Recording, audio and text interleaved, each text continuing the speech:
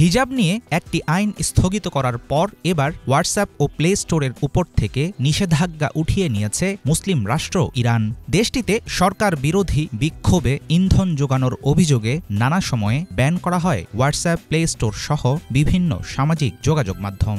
24 December মঙ্গলবার রাষ্ট্রীয় গণমাধ্যম জানিয়েছে, ইন্টারনেট ব্যবহারে বিধিনিষেধ কমিয়ে আনতে চায় সরকার। এসব পদক্ষেপের জেরে প্রশ্ন উঠেছে, আসলেই কি সংস্কারের পথে হাঁটছে ইরান?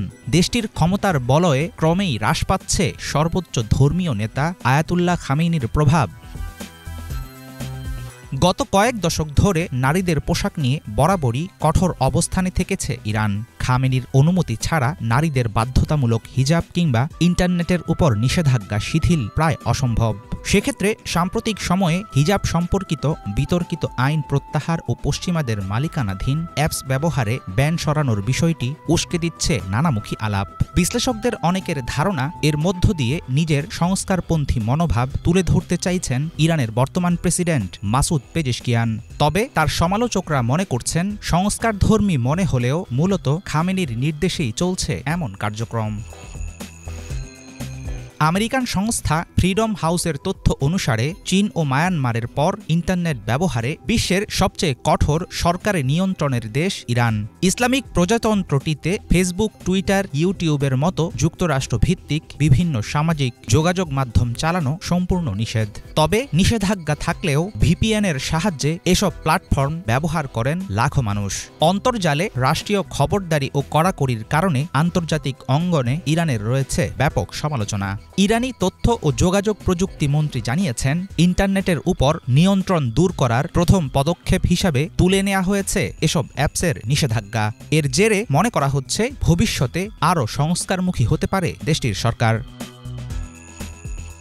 ইন্টারনেটের উপর সরকারি নিয়ন্ত্রণ শিথিল হোক, বহুদিন থেকেই এমন দাবি করে আসছে ইরানের সাধারণ জনগণ।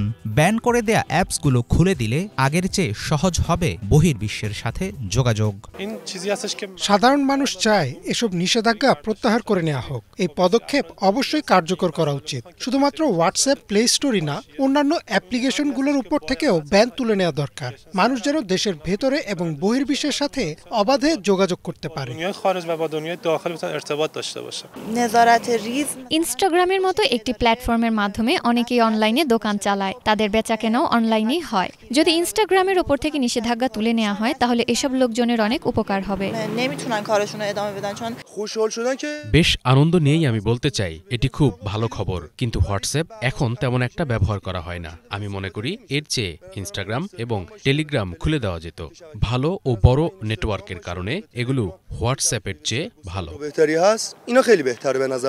ইরানে 2022 সালে পুলিশি হেফাজতে মাহসা আমিনির মৃত্যুর পর থেকে হিজাব ও নারীদের পোশাক দেশটিতে উত্তেজনার বড় একটি ইস্যু। অন্যদিকে সরকার বিরোধী বিভিন্ন আন্দোলনে যোগাযোগের মাধ্যম হওয়ায় নীতি পুলিশের রোষানলে পড়েছে বিভিন্ন সোশ্যাল মিডিয়া।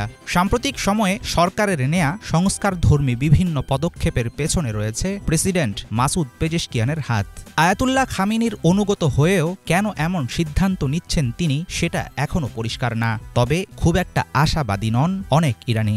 তাদের ধারণা, গত 3 দশকের বেশি সময় ধরে খামেনির গড়া ইরানে সহসাই আসছে না আমূল কোনো পরিবর্তন।